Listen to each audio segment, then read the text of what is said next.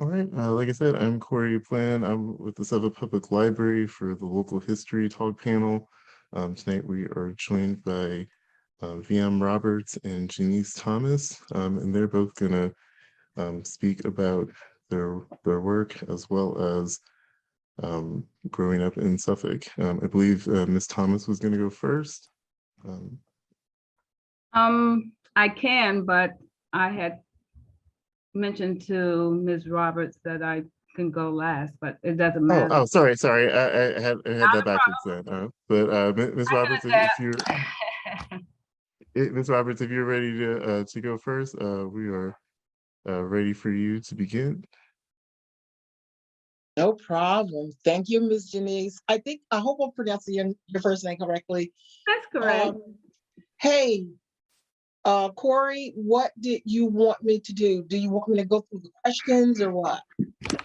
Yeah, if you're fine with going through some of the questions, I'll just start asking you some of them, and then you can go through if there's anything anything else that you want to stick out, feel free to do that. Basically, I'll talk with you a bit, and then Ms. Thomas will go. And then after that, if the people in the audience, we have a big crowd today, so if any of them have any questions later on, we'll give them a chance to ask stuff. Okay, so I have the answers to my questions. I'll just see if I can go through them and give Ms. Thomas a chance to go through her questions. And then if there are any questions for either one of us, it'll save us time. How's Sure. that? That Okay. sounds good to me, if that's good for both of you. So. Okay. My name is Viola Roberts. My name is Viola Robinson, but I write under a pen name. Roberts is my maiden name. Okay.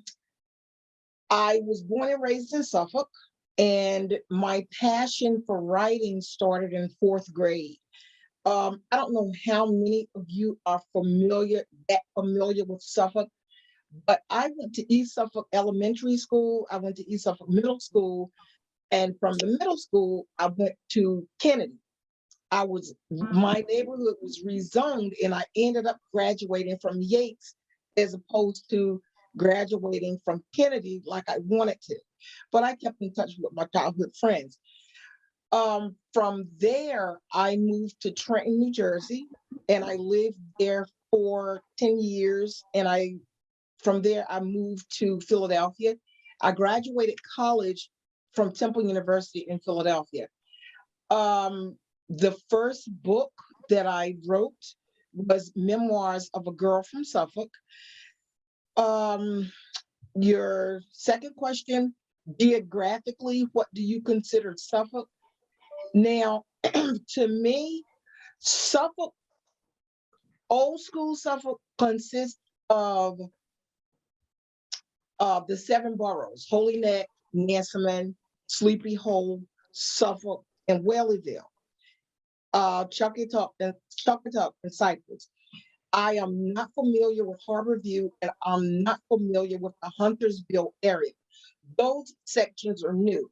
When I was growing up, they were all trees and woods. So they're very new to me.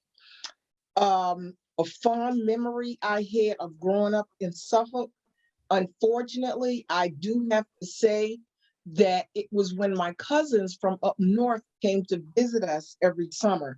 And I'll explain that a little later. How would you compare your experiences in Suffolk compared to other areas in Virginia?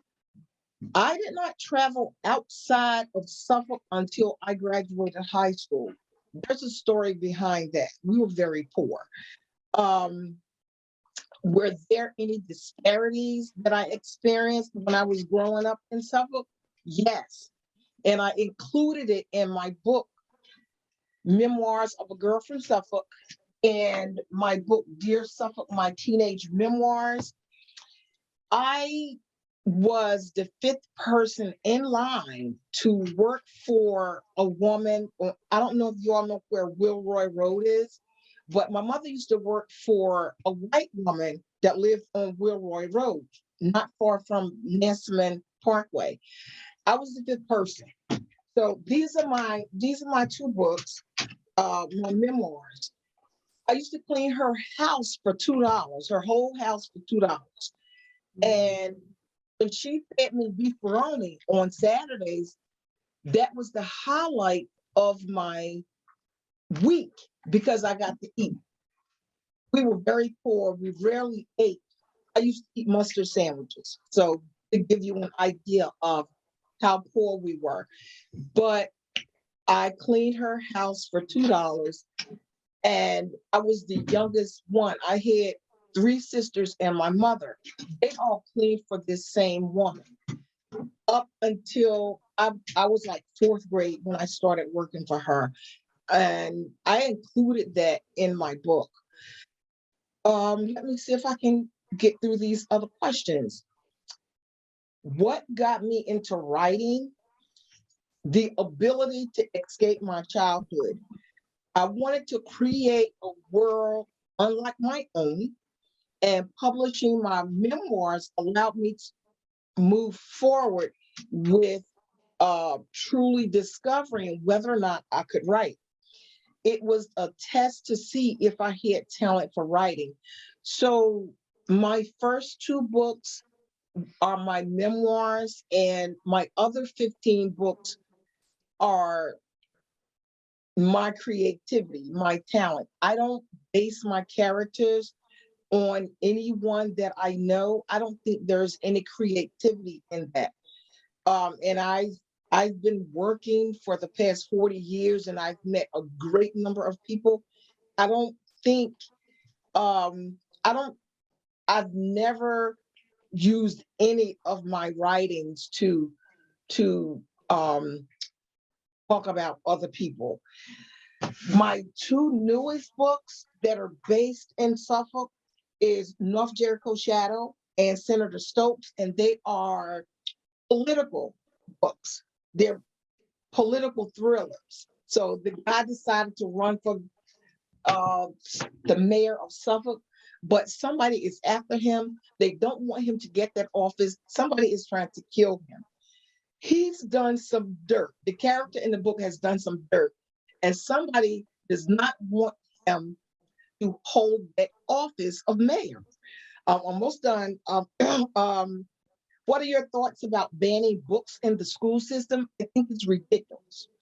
What are some thoughts on some of the recent banned books, considering recent, like Toni Morrison's Beloved, both books by minorities?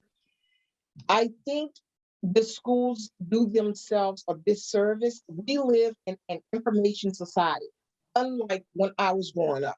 Now, I'm telling my age, we used to use the Dewey Decimal System and the card catalog, whereas people nowadays, you have the internet, you have streaming, you have cable. So whether the school banned the books or not, people are going to access that information. So to me, banning books is a waste of time.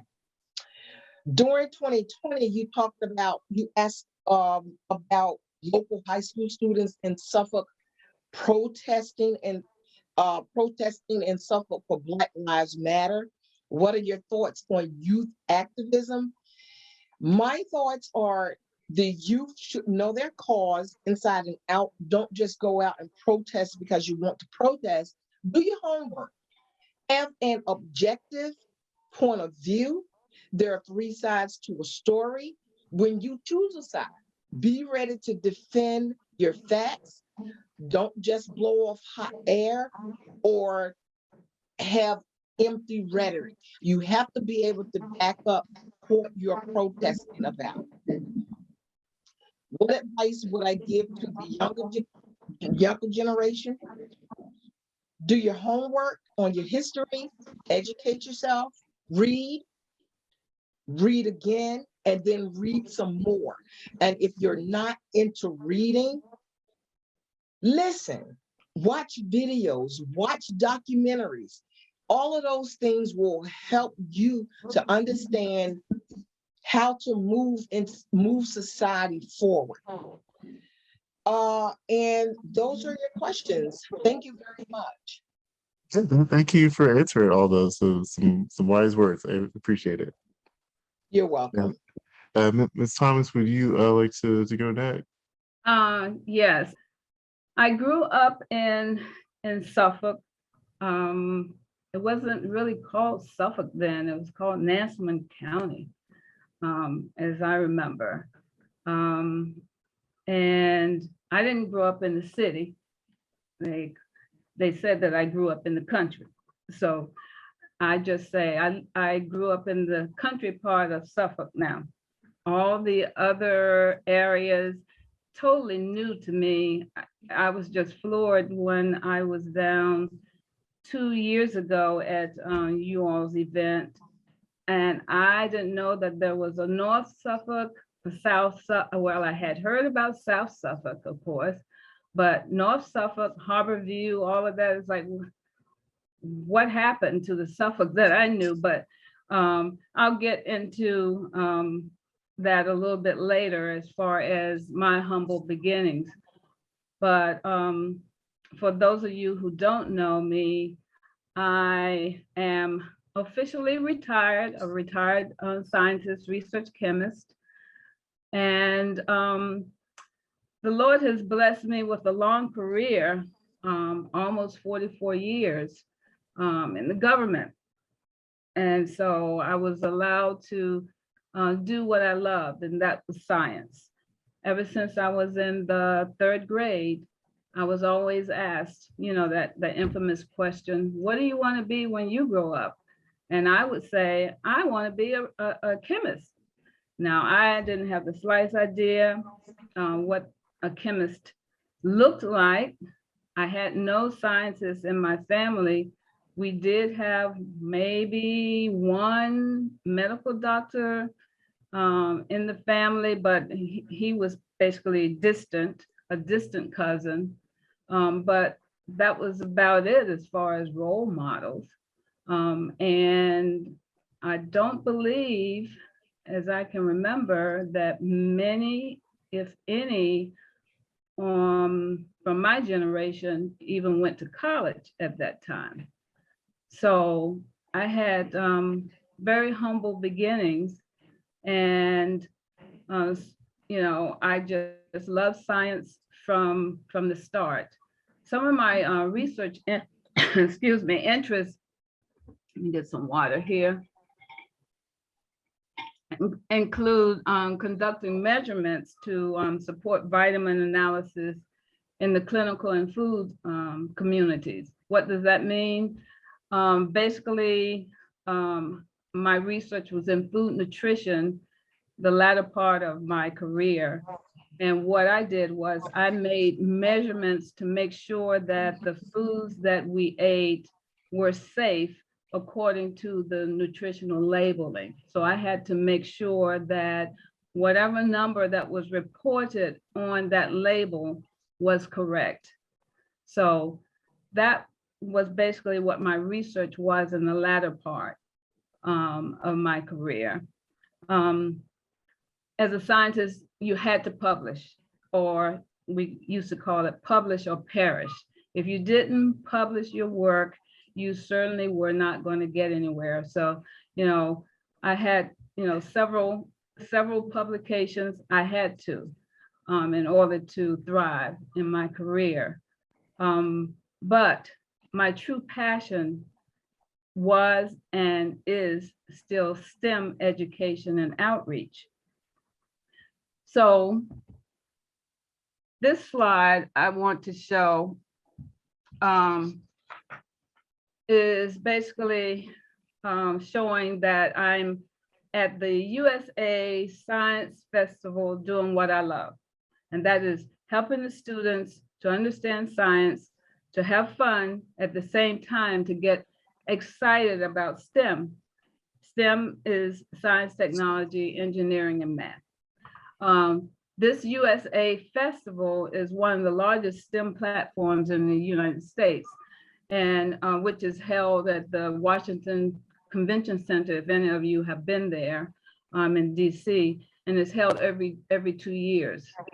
And so I want you to pay attention to this particular picture, because there's a story behind this picture. Actually, this picture, for those of you who have been to the convention center, the place is huge. And so this is a picture, unbeknownst to me, that hung from the rafters, from the ceiling of the Washington Convention Center that particular year that I participated. So remember I said there's a story behind the picture, right? So I learned that this is a universal picture. And once the government films you or takes a picture of you, you have no ownership rights. So that picture can show up anywhere at any time, and the government can do with it whatever it wishes. So that's exactly what they did. Because if you go on to NIST.gov today, although I have retired, officially retired in January 2020. If you go on there right now, you will see this infamous picture. And it's like, okay, all right. I have no problem with that. Thank you very much. And so that's the funny about my career. And it's like, okay, it's wonderful that that diversity is being embraced, and I get it. And so I'm appreciative of that. So appreciative that, ta-da, there we go again, the infamous universal picture that was on my cake for my retirement party, which was very nice. And I really appreciate all the organizers. I think one of them is on now, from NIST, and all the people who participated. But again, the universal picture still lives on. And a hint to the wise is sufficient for all of the young people out there, and even people that's maybe not so young. Try to Google yourself sometimes and see what comes up. You might be surprised, and it's always good to know what's out there on you. Just briefly, Ms. Roberts, gave a little bit of her background. I had humble beginnings as well. I believe my mom is still on the phone, on the line. My family, I have a loving mom who's 89 years young, and who's still working, and a younger sister. Have a very supportive husband for 43 years, 4 wonderful adult children. I say adult children, a talented and innovative goddaughter, 3 handsome grandsons. I have beautiful twin great grandchildren. Yeah, believe it or not. Yeah, girls, and some wonderful and fantastic mentees that are just phenomenal. So I feel very blessed in that regard, among other blessings. Now, I want to address some of the questions that Mr. Bland proposed. And during my presentations and speaking engagements, I often hear several of the same questions that occur. And so top 5 questions I've always been asked: why did I write the book? Okay, or books? Why did I release my story almost 50 years later? Was I afraid? Was I afraid when schools were being desegregated? Do I think that things have changed since the civil rights movement? And the most recent one, because of my second book, Am I Bitter? So I want to address those briefly.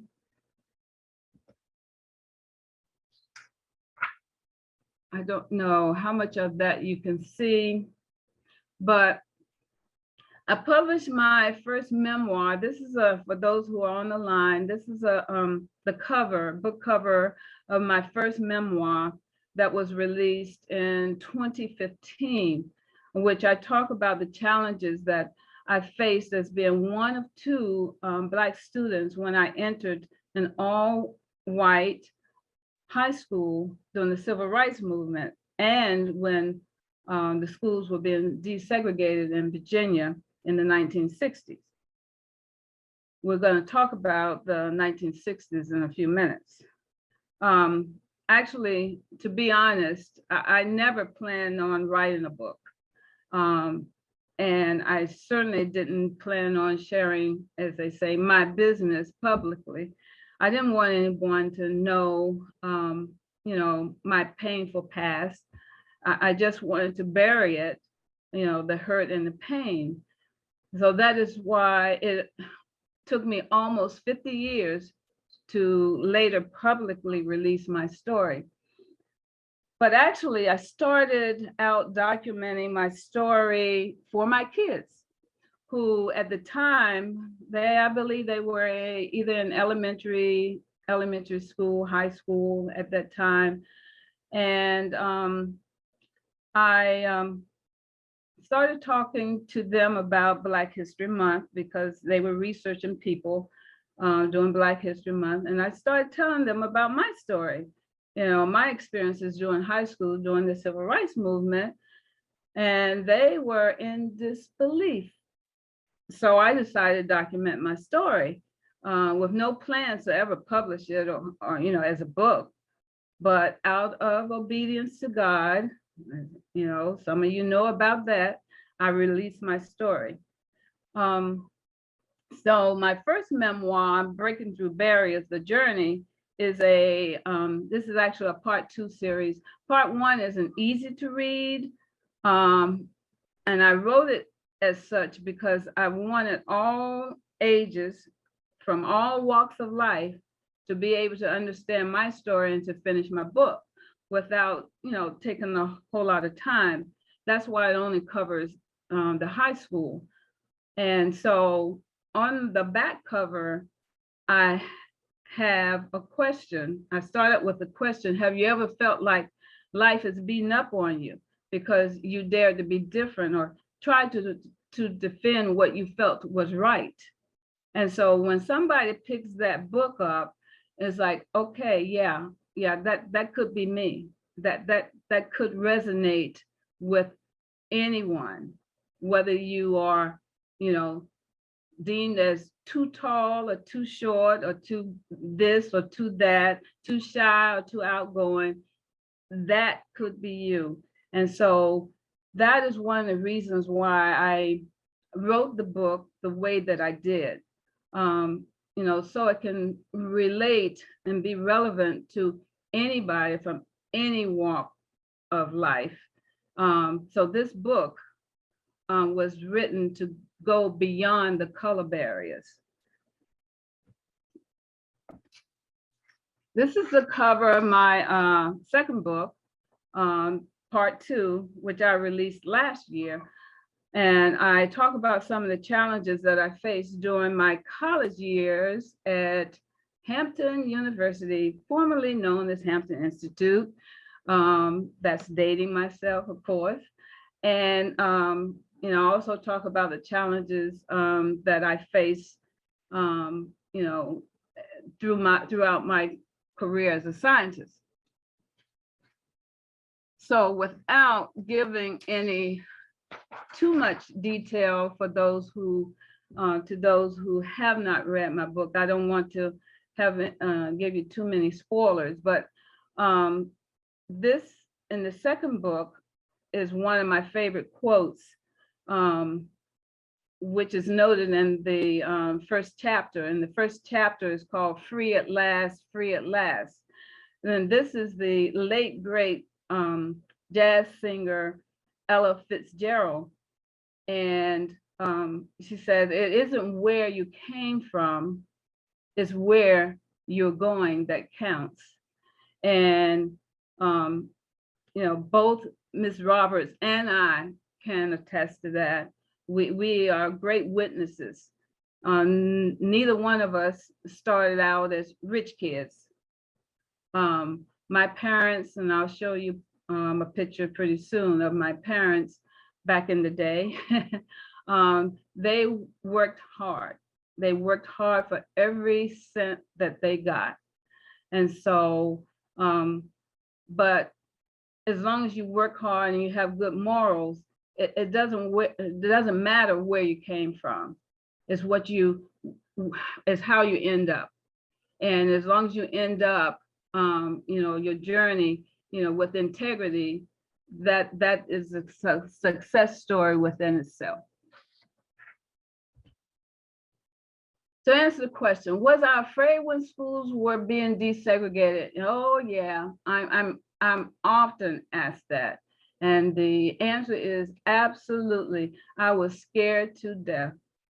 Unlike Ruby Bridges, who was the first African-American child to desegregate her all-white elementary school in Louisiana in 1960, I believe, I had no police escort. So I wasn't like Ruby Bridges. During the first year of high school, I ended up being the only Black child on my school bus because none of the other Black children wanted to go to the white school since the Black high school had not been closed yet. And I can understand that. The Black high schools were going to be closed the following year. So, the kids didn't want to just uproot and go. But me, using logic, and that was probably my mistake, and I'm being facetious, joking, now I'm looking back. I thought that it only made sense to go ahead and attend the high school that had been designated for my school district in Nansemond County. Not knowing that I would end up basically being a loner for about a year. Like I said, that was one of the most horrifying times of my life. Blacks were mad because they were being bused and hauled off against their will. And whites were mad because they felt that, the Blacks, we were invading their schools. And I emphasize the word their schools. Every day I was called the N-word and was reminded that they did not want me in their school. Every day I was told that I should go back to Africa.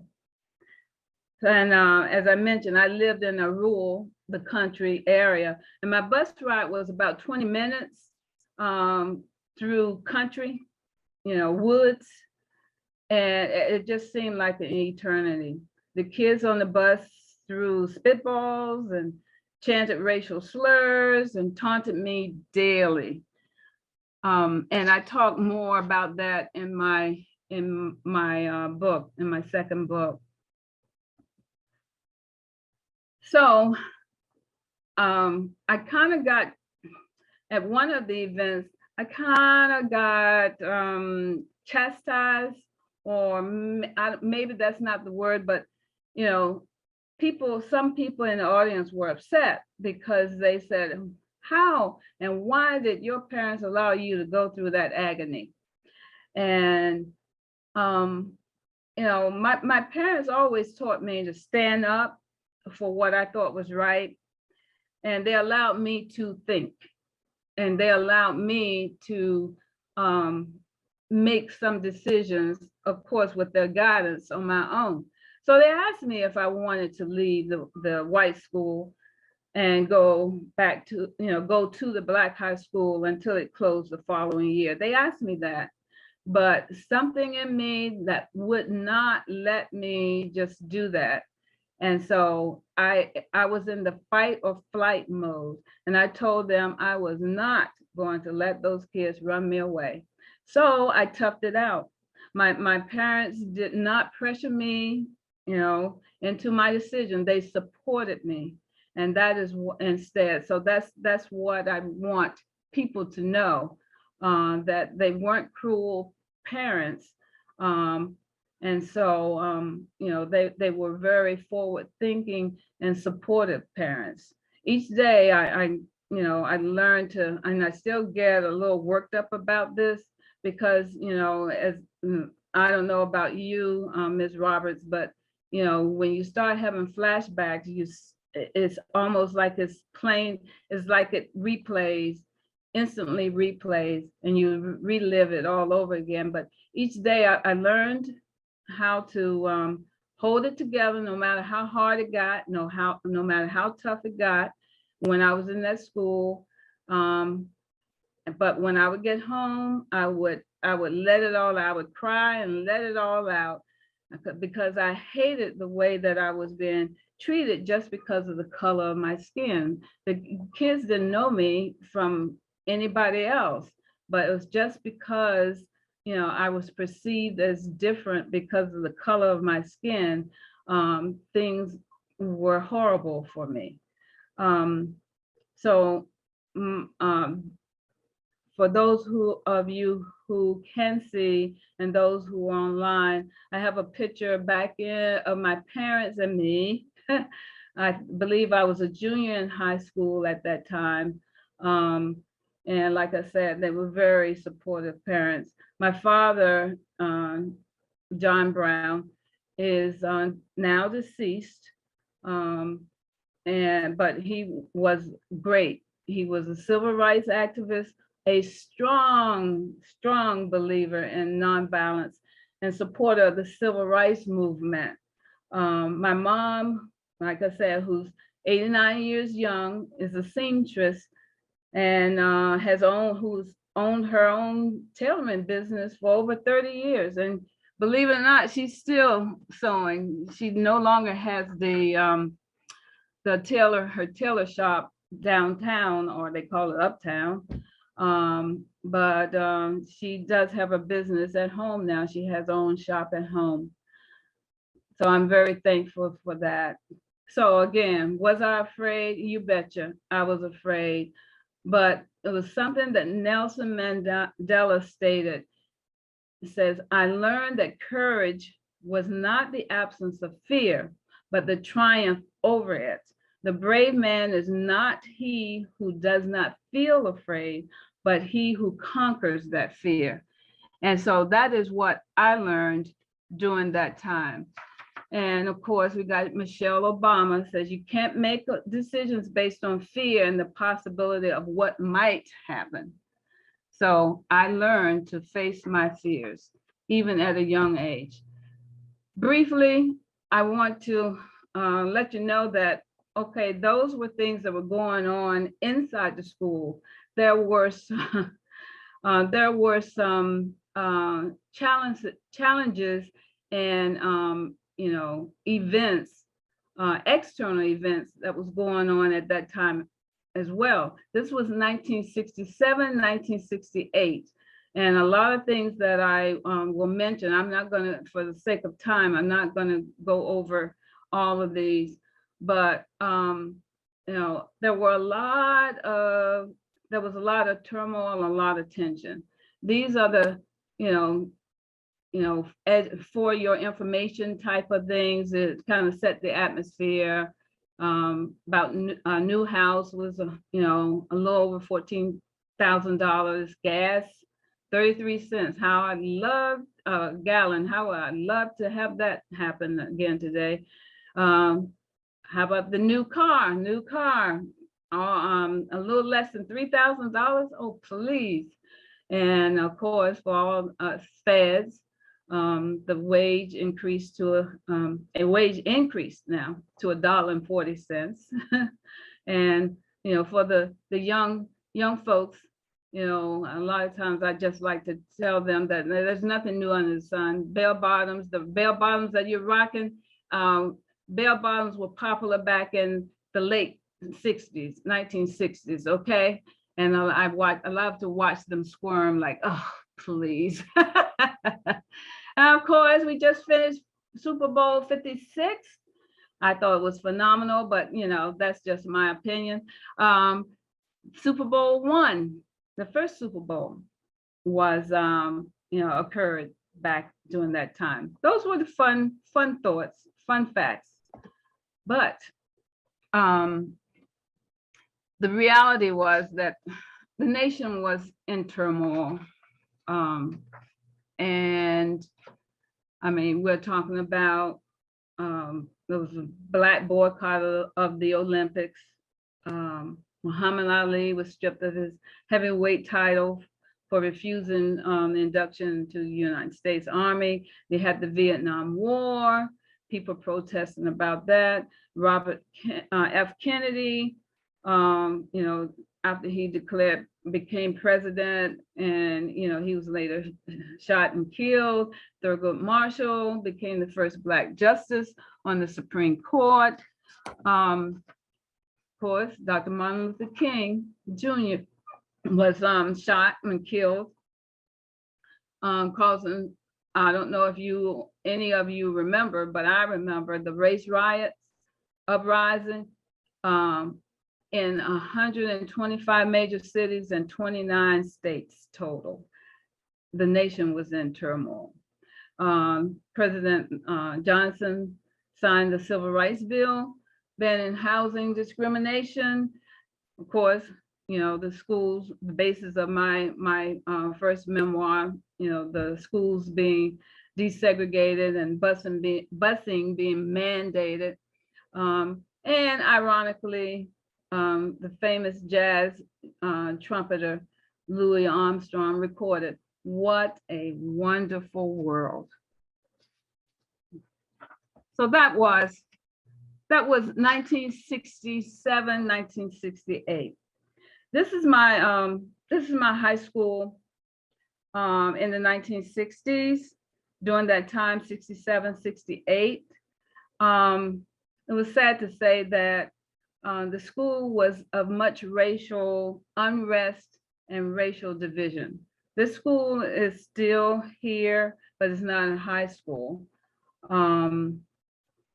The Black students were angry because the existing Black high schools were being closed, as I mentioned before, and there was mandatory busing of the Black students to the white schools. Okay, that's the background. The white students were mad because they felt that, you know, we, the Black students, were invading their schools and their territory. Okay, and we, truthfully, being truthful, we literally hated each other. But over time, we learned that we had more in common than we had differences. We're talking about high school. And so over time, this is from my yearbook, 1972 yearbook. And we made our motto, "United we stand." And you can see a Black hand and a white hand. This was in 1972, where students who literally hated each other because it was basically Black and white, you know, diversity wasn't wasn't known then, not in my school. I don't know about others. Somehow the students learned to come together. And so that is the part that, now that I look back, is 50 years later, it's like, how did we do that? How? And so this slide, I thought about it, it's like, okay, I know how we did it because I was there. We dealt with the issues head on and we hashed it out. We demanded change until a resolution was reached. We spoke up and we spoke out, and we didn't pretend that everything was okay. we took action and we never gave up. Now, I totally agree with Ms. Roberts that the strategy and the approach is very important, very important. You just don't go about things willy-nilly. Have a strategy, have a goal in mind, and figure out how the best way to reach that goal. And I had to learn through my career that you don't need to fight every battle. Sometimes you just need to let some things go to get some of the other things that you want. So these are life lessons that we, the Black and white students, learned over the years. Although we began to resolve our issues, there was an elephant in the room, and I talk about this in my second book. To make a long story short, a friend of mine who was white and I both had the same GPA. That put us at, both at the top of the graduating class. This meant that for the first time, the school would have a Black valedictorian, and all the students, actually Black and white, were excited to hear the news, because we had bonded, and it's like, oh, great, But the school administration refused to accept having a Black valedictorian, began to scrutinize my GPA and the courses that I took. They decided to select my white friend to be the valedictorian and me the salutatorian, because they said that my friend took Latin and I took French.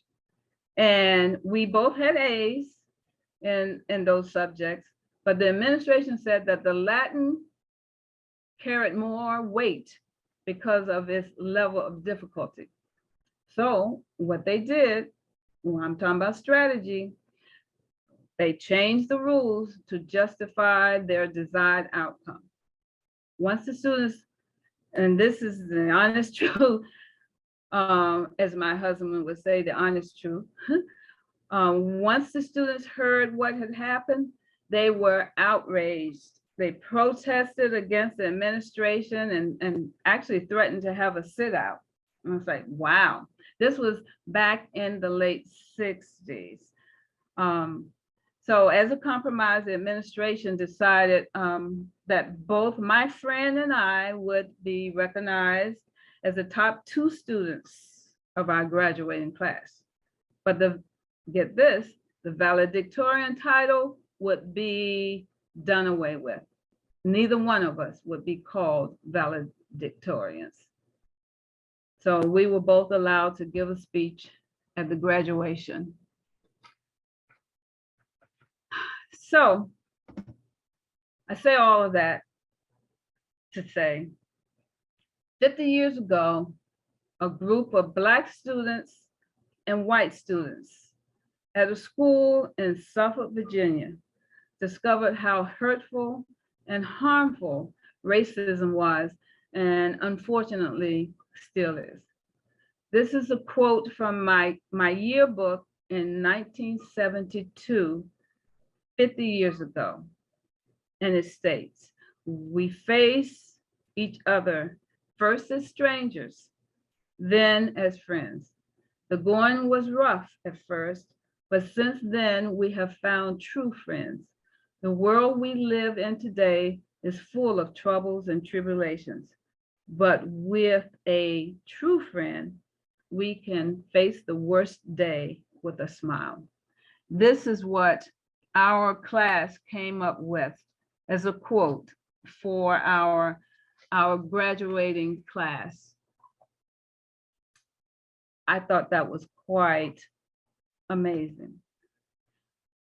All right, so I'm about to wrap up. The question: do I think that things have changed since the Civil Rights Movement? Okay, well, I believe the answer is obvious, because for those who are on the phone, I have a visual of Pounds Say Their Name with multiple names of people or victims who have been wronged, Black victims, people of color. And this is bothersome because as I speak, I can still add more names and the list keeps growing. And so my opinion, and this is my opinion, that it's apparent that racism is much alive. My perspective of racism is that it is a learned behavior. It's like a cancer. I'm a scientist, so I'm always, doing analogies. If you don't totally get rid of the cancer, it will keep raising its ugly head. This is me speaking, my philosophy. Even if just one little cancer cell is left behind, it can still reap havoc over time. So we have a lot of work to do still. And so anybody who does not believe that, well, start paying more attention to the external events, the books that's being marketed, the books that's being published, the books that's being banned, the books that's being released. Just pay attention. And as Ms. Roberts mentioned, know your history, because if you don't know your history, you're bound to repeat it. You must know your history. This next question was one that, and all of these quotes that I'm showing here in my presentation are in both of my books, but this question recently came up because of my second book, some of the things that I say in my second book. And they wanted to know, after all that you have gone through, are you bitter? And I thought about that and it's like, well, I have every right to be bitter, but what good would that do me? And so Oprah Winfrey says something that's really, really profound. And she said, turn your wounds into wisdom. And so I made that my purpose, to be better and not bitter, and to do just that. The hurt and the pain that I suffered, and sometimes, have flashbacks on, I'm learning to turn my wounds into wisdom. And so that is what I recommend and suggest to anyone, not just the young generation, the upcoming generation, anyone who feels that they've been wronged and suffering from hurt and pain. There's a lot of mental illness out here. If I could just reach one person to encourage them that yeah, we've all been hurt, but hate hurts the hater more than the hated, no matter how justified it may seem. And so that is the message that I really want to leave you and everyone who's listening on the phone, that yeah, there was a time when I wondered why God allowed me to go through the challenges that I did at such a young age. I grew up in a Christian home, and my grandmothers, bless their hearts, they were real pillars of our family, and they were, stark believers in, they would tell me, Jesus loves you, don't worry about, the wrong that people do to you. Jesus loves you. And I must, to be honest, during that time as a child, because I was about 12, 13 years old, I didn't feel that Jesus loved me, because I was going through all of this turmoil, and I just didn't, at such a young age, I didn't know why. I didn't understand it. But looking back, that's why I said life is a journey. But looking back, you know, this particular person, Asha Tyson, really summed it up very well. And it says, your journey has molded you for the greater good. It was exactly what it needed to be. Don't think you've lost time. It took each and every situation you have encountered to bring you to the now. And now is right on time. And so I live by that.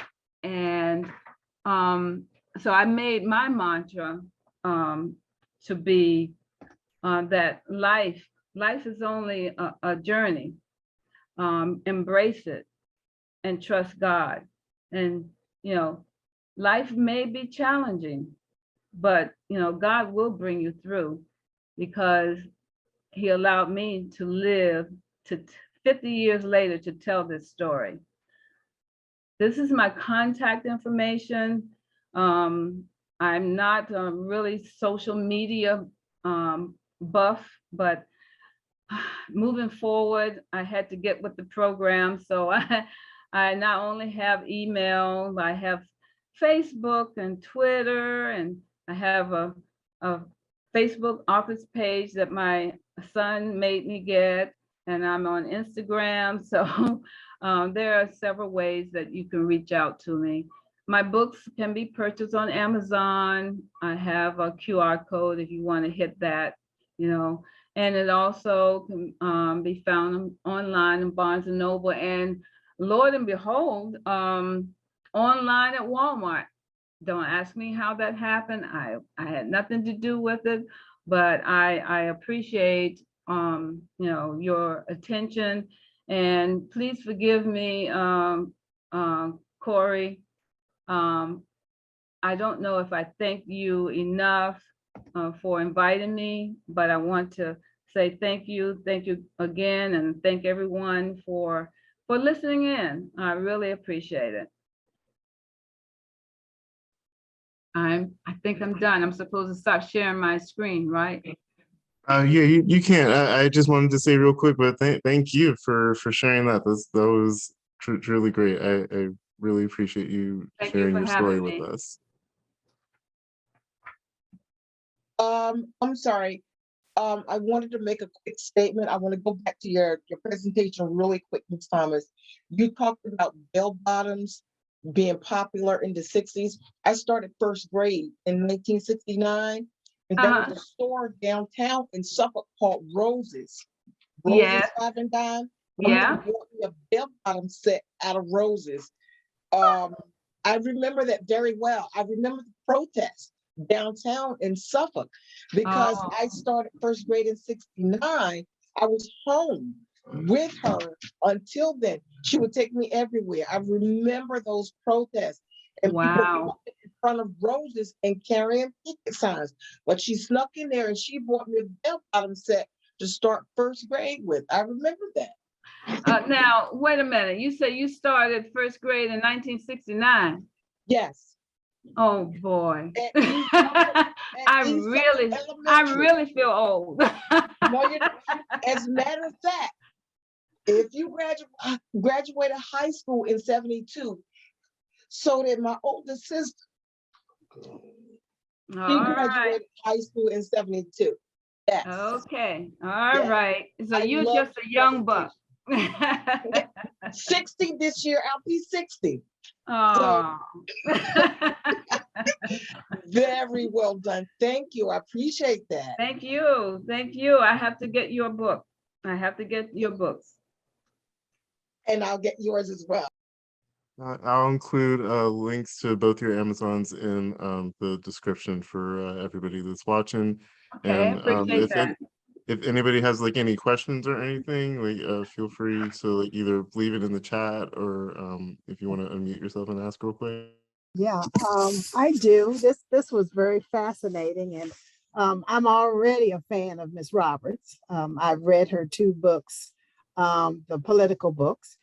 Ms. Thomas, don't feel old because I graduated from Kennedy in 1970. So I think, Okay. yes, yes, yes. So I was fascinated to hear your story as well. And, I'll be interested in reading your book and also contacting you about your STEM interests because some of the organizations I'm in, work with young people in STEM.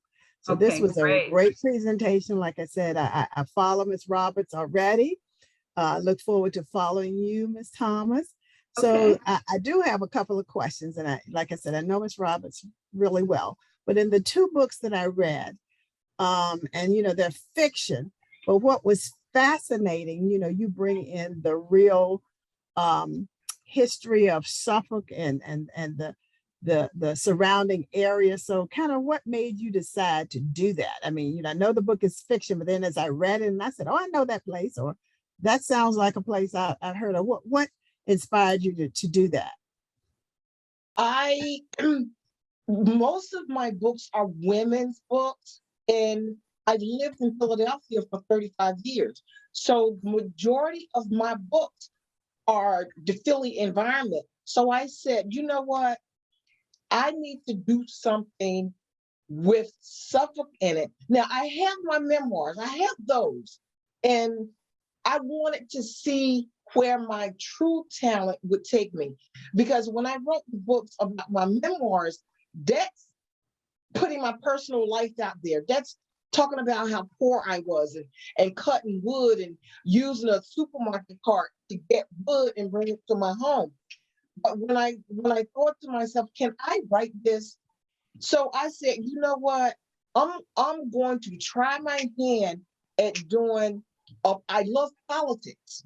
I'm going to try my hands at doing political thriller, and I did it. I used the mayor's office of Suffolk to depict this place, Suffolk, as my background. And as it turned out, I ended up writing a couple of more books with Suffolk as my background. This Suffolk I knew, East Suffolk Gardens, Mm. Horseshoe, Factory Street. A lot of people, the white people that I used to clean the house for, a lot of them never heard of North Jericho, Fifth Street. People they didn't know that Fifth Street and North Jericho and Railroad Avenue existed. So a lot of that stuff, the fairground, a lot of that stuff is in my books. For the younger people, when they pick that book up and they start reading it, they're gonna say, this doesn't sound familiar because it's Suffolk. So Old Norfolk Road, where Blueberry Hill used to be, Mhm. that's taking you back. You mentioned Saratoga? I was born in South Suffolk, right? A few blocks off of Factory Street. Yes, Saratoga. Because my mother grew up in Saratoga. Yes. Yes, and that was going to be my question for you, Ms. Thomas, and Ms. Roberts knows, and I'll just say that I believe me, and I'm not her agent, I'm not her publicity person, but I'm just going to tell you Mm. when you get those two books, political books, make enough time for it because you can't put them down. I read them usually in a day and a half. So, Ms. Thomas, I look forward to reading your books, and I'm sure they're just as interesting. And I grew up on Old Norfolk Road, so Okay. I'm familiar with that. And the busing started right around the time because I finished Kennedy in 70, and they split up my class to go to John Yates, and I remember we weren't too excited about that either. Right. So this has been absolutely wonderful. I'm sure someone else might have some questions. I don't want to take up all the time, but I really love this. And Ms. Roberts can tell you, Ms. Thomas, you will be hearing from me. You will Okay. definitely be hearing from I'm me. looking forward to it.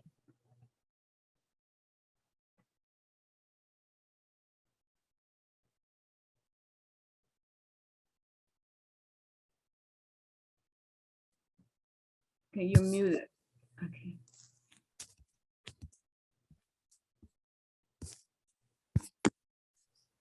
Well, I just want to say this was a wonderful presentation. I have been off and on in this Suffolk area, so Hampton Roads in the military. So there's a lot of history here, and the Hampton Roads area, and you just brought the Suffolk part of it to my recollection, because you don't really hear much about Suffolk. You hear about Hampton, you hear about Norfolk. So thank you for bringing that aspect to me, not learning about just the history of Suffolk and the tribulation and the trials that you guys went through the civil rights movement. So thank you for the presentation. The book, I just got the book, I've been reading it. So I think I did it the wrong way. I was supposed to get the first one first, but I got the second one first. So No, I'll that's get the first one. okay. It'll Yeah, work so it's either a good way. book so far. Yes, ma'am. But thank you for the presentation. Thank you, ladies. I'm gonna go ahead and get yours, Ms. Roberts, and learn some history, the stuff that we kind of put aside, because we have so much information now being online, but just having to, read some books that are wrote by local civil rights activists. But that's what I'll consider you guys to be. That's pretty thoughtful, Yeah. So thank you again. Well, thank you, Sheldon. Sheldon is in one of my churches. I Connect group is what we call it. And he's a new member of the group. He's very profound. We call him Preacher Sheldon. But thank you for tuning in. And I just have one other question for Ms. Thomas. What were your parents' names again? John Brown, that's easy to remember, and Marlene. Marlene Brown used to have the Burke's Tailor Shop. Okay. Downtown, right beside Roses. Yeah, right beside Roses 5 and 10. Okay, because it was my dad had a business on the fairground. He had a pharmacy on the fairground. Oh, okay. I know your mom. I know my mom. Well, she's 89. She knows everybody. Yeah. And my uncle, my last remaining uncle, is 93. So he's gonna ask me who your folks were and all of that. So I just wanted to get all that. Marlene Brown on Jackson Road. Okay. You'll know her. He already knows Miss Roberts, folks. So okay. Thank you. Okay. Right. Hi, ladies. I'm Dameron. I just want to say great job. I'm also a Suffolk girl. I graduated from Suffolk High School in 1987. And Ms. Roberts, I remember those mustard sandwiches too. So I'm definitely getting your books because we have a lot of things in common. And so congratulations. I'm really happy to see that Suffolk is bringing Black history there, because I don't remember Black history when I was in high school. We only talked about Martin Luther King and Malcolm X. And those were, we would go through, if you have Black History Month, if you have this month, then we have the other 11 months. So I'm so glad that Suffolk is finally bringing Black history to life. So thank you very much. I appreciate it. Yeah, I appreciate that too. I am somewhat surprised. Actually, I was surprised 2 years ago that Suffolk was actually having Black History Month events. It's like, this is different, but you can understand, based on my story, why I would feel that way. It's like, wow, we've come a long way. So thank you all so much, Corey, for continuing to, pursue making Black history important. And so one thing that there's a sign that, and a t-shirt, because I like collecting t-shirts. I have a t-shirt that says Black History Month, and the month is marked out, crossed out. And at the bottom, it says 24/7/365. So it's not Black History Month, strike that. It's Black history is all the time. And one of my friends, who is, white, not that it makes a difference, but she wanted to really understand what she could do, to contribute to Black history. And I thought about that. It's like, well, Black history is American history. As a matter of fact, I have one mentee who refused to, say that she's African American. She says, I'm American. I was born in America. That's what I am. And so, that I bring that to mind because, there would be no history had there not been Black history. So it's American history. That's how I see it. So I thank you, Corey, and your staff at the Suffolk Library for forging, going forward, continuing to move forward in this. I really appreciate that. So I do have one other question. I guess that's for Corey. Corey, will this be recorded and on your website? Yes, so this is being Okay. recorded, and we Oh, I will see the recording. probably. Oh yeah, we will post it tomorrow. It should go up tomorrow afternoon or so. Okay, because if I've you- been blowing my phone up to some of my Suffolk friends, and they're like, "Well, who are they? And is that going to be recorded? And how did I not know about this?" So they said, Oh. "Send me the link. Send me the link." Yeah, So yeah, it'll be going up.